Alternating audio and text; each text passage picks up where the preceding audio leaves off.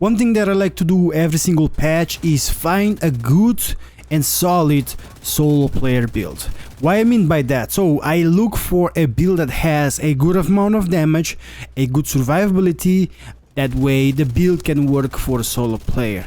So this build I'm gonna show you guys today, this is the build that I use the most when I play solo, because I have everything that I need on this build. I have the damage and the survivability, and most of the time when I play with this build. Other than this build, I might try another build with different playstyle, but the base and the main build that I have for this style update is this one right here. So I consider this to be the best solo build for this patch.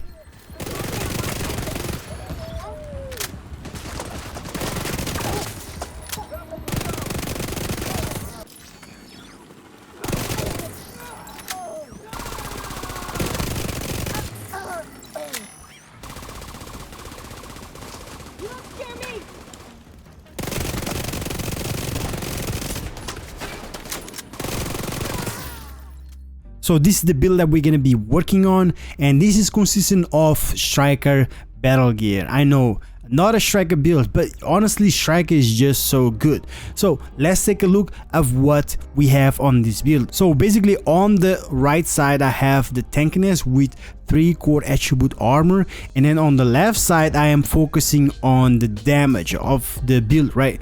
And you know, we have the memento also right there, splitting things with every single core attribute. So taking a look at the Striker, if you are new to the game, the Striker battle gear gives you 15% weapon handling by equipping 2 pieces of it. Weapon handling is basically accuracy, stability, reload speed, and weapon swap. And then if you equip 3 pieces of the Striker battle gear, you gain 15% rate of fire. And by equip another piece, making it 4 pieces, you gain the talent Striker Gamble. Basically this talent right here, you hit your enemies, you gain damage per hit up to 100 stacks. At 100 stacks you gain 65% weapon damage to your build with the Striker battle gear. Now you will be losing stacks per second depending how many stacks you have, but you know, we'll be able to keep those stacks so easily with the weapons that we have in hand. Now for the pieces that we have equipped, on the mask we have weapon damage and crit chance with a mod crit chance. The holster will be a weapon damage core attribute and then crit damage. And then on the gloves and knee pads, right, we have the same with the core attribute armor and crit damage attribute. Moving next, we have the chest piece. This is gonna be a Grupo Sombra chest piece, and the reason why we using this one is because it is a neutral choice, because we are going with a AR and SMG. Now if you were focusing on the AR, I would say go with the chest piece of Ferris Group AB, which will give you a 10% assault rifle damage by equipping one of them.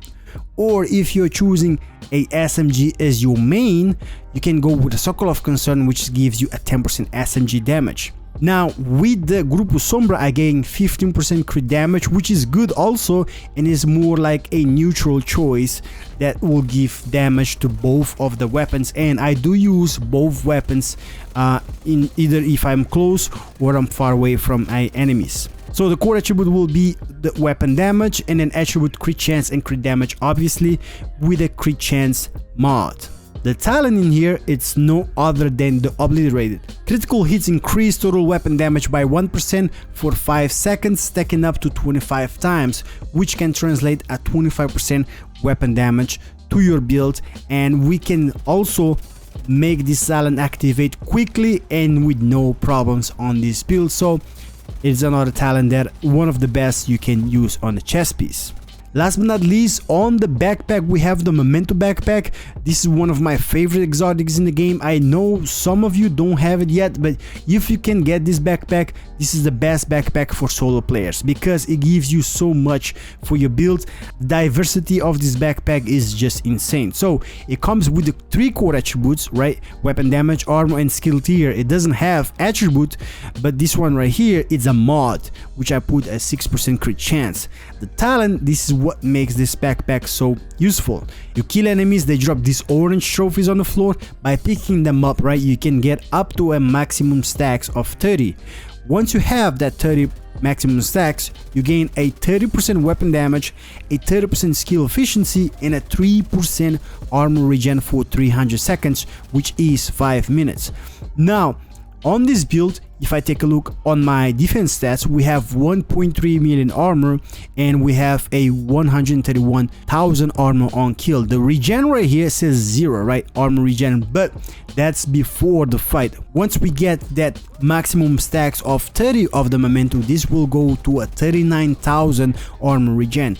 If you add that of the fact that we have 131,000 armor on kill, and also we have the talents on the weapons that gonna give us armor regen, you can see how that regen or survivability will come for this build, and that's why I have this build set up this way. And speaking of those, let's talk about the weapons. So the weapons that I choose on this build will be a FAMAS for the AR and the Vector SBR submachine gun. Starting with the FAMAS, this one is one of the best ARs in the game as of right now because it has one of the highest DPS on the game, right?